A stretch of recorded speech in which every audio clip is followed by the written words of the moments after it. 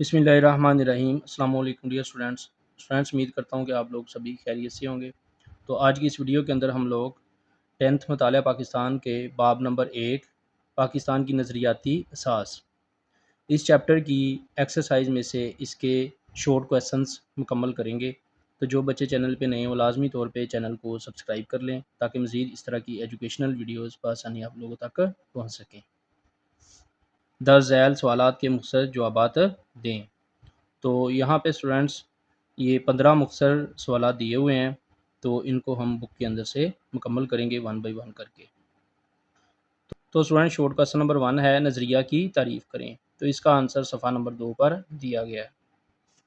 تو اسٹوڈنٹس یہاں پہ نظریہ کی تعریفیں، یہ تعریف دی ہوئی ہے، ایک یہ صفحہ نمبر 1 پہ یہ تعریفیں دی ہوئی ہیں، تو یہ بھی آپ لوگ کر سکتے ہیں، لیکن سب سے بہتر جو تعریف ہے، بہتر ڈیفینیشن ہے، وہ صفحہ نمبر 2 پہ ہے۔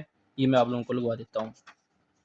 تو اسٹوڈنٹ شارٹ کویسچن نمبر 1 کے لیے آپ لوگوں نے صفحہ نمبر 2 سے یہاں تک یہ نظریہ کی تعریف کر لینی ہے، یہ سب سے بہتر لکھی ہوئی ہے۔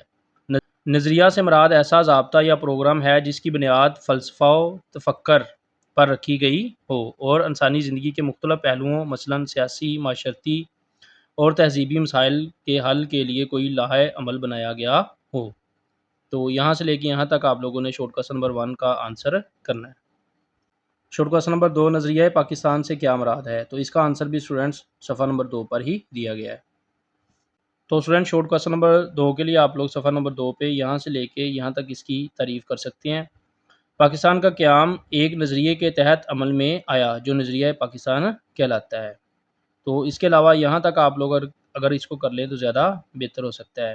نظریہ پاکستان کی حیثیت پاکستان کے وجود میں روح کی مانند ہے، جس کے بغیر پاکستان کے قیام کا کوئی تصور نہیں کیا جا سکتا۔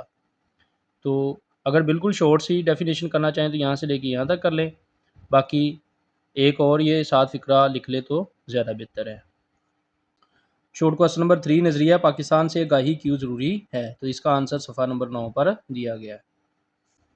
تو اسٹوڈنٹ شارٹ کویسچن نمبر 3 کے لیے آپ لوگ صفحہ نمبر 9 پہ آئیں گے، یہاں سے اس کا آنسر شروع کریں گے۔ آج کی نوجوان نسل کو نظریہ پاکستان اور قیام پاکستان کے مقاصد سے پوری طرح آگاہ رکھنے کی ضرورت ہے۔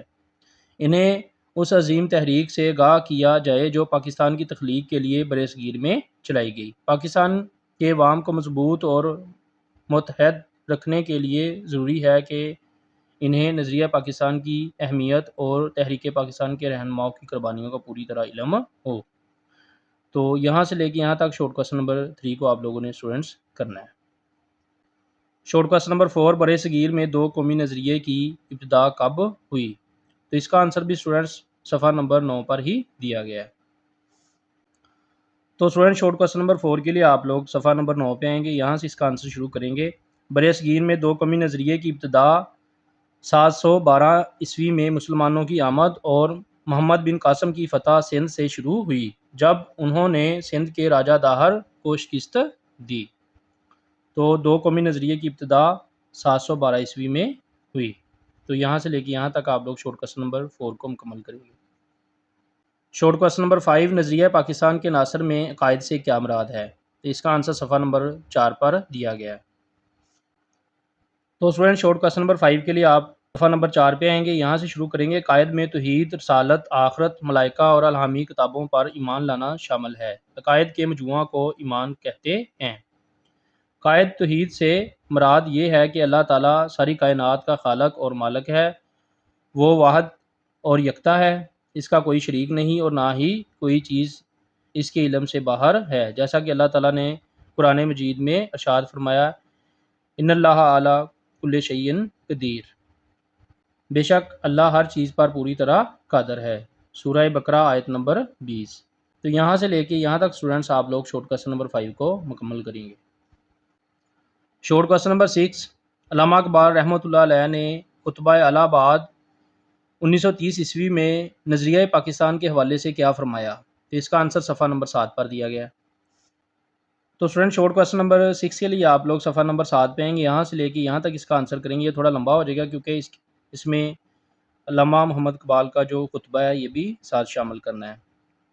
آپ نے خطبہ الہ آباد 1930 عیسوی کے ذریعے مسلمانوں کے لیے ایک الگ ریاست کا مطالبہ کیا تاکہ مسلمان اس میں رہ کر اپنے مذہب اور ثقافت کے مطابق زندگی گزار سکے۔ آپ نے فرمایا آپ یہاں سے شروع کر کے یہاں تک بھی کر سکتے ہیں، کیونکہ صرف خطبہ کے بارے میں پوچھا گیا ہے۔ تو یہاں سے شروع کریں گے۔ مجھے ایسا نظر آتا ہے کہ اور نہیں تو شمال مغربی ہندوستان کے مسلمانوں کو بالآخر ایک اسلامی ریاست قائم کرنا پڑے گی۔ اگر ہم چاہتے ہیں کہ اس ملک میں اسلام بحیثیت تمدنی قوت زندہ رہے تو اس کے لیے ضروری ہے کہ وہ ایک مخصوص علاقے میں اپنی مرکزیت قائم کریں۔ میں صرف ہندوستان میں اسلام کی فلاح و بہبود کے خیال سے ایک منظم اسلامی ریاست کے قیام کا مطالبہ کر رہا ہوں۔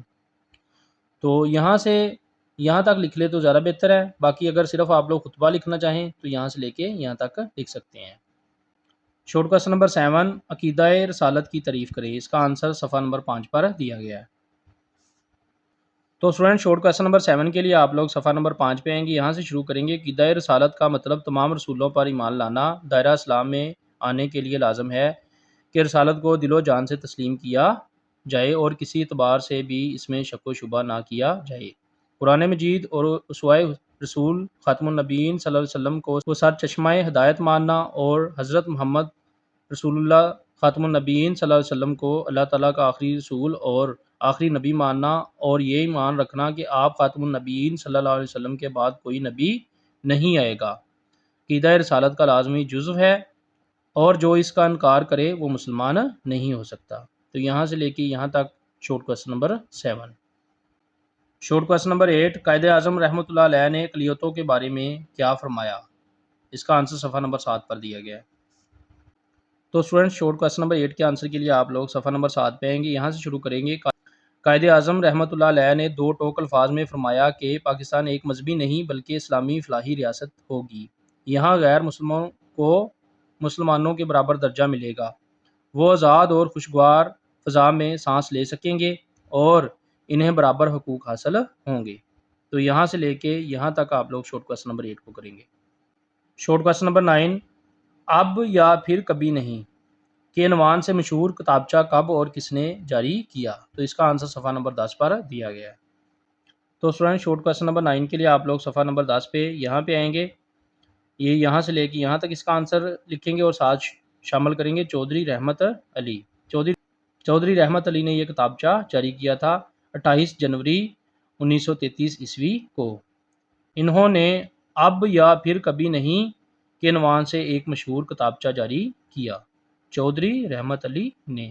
تو یہاں سے لے کے یہاں تک اس کا آنسر آپ لوگ صفحہ نمبر 10 سے کریں گے۔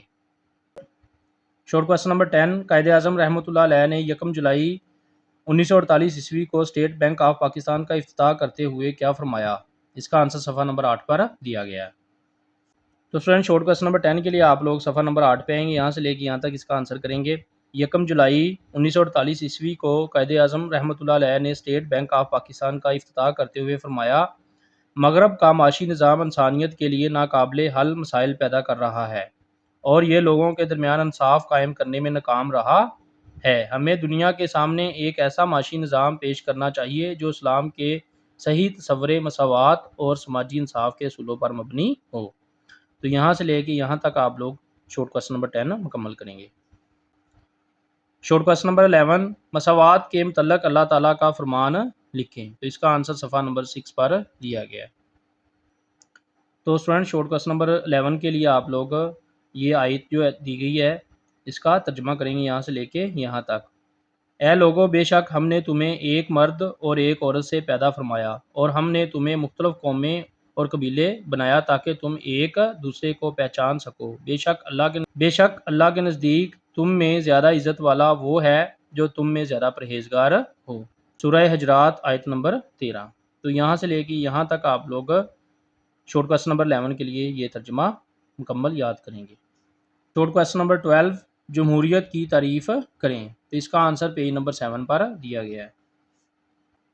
تو اسٹوڈنٹ شارٹ کوسچن نمبر 12 کے لیے یہاں سے لے کے یہاں تک آپ آنسر اس کا یاد کریں گے۔ جمہوریت کا مطلب ہے عوام کی حکومت، عوام کے ذریعے اور عوام کے لیے۔ تو یہاں سے لے کے یہاں تک آپ لوگ شارٹ کوسچن نمبر 12 کو مکمل کریں گے۔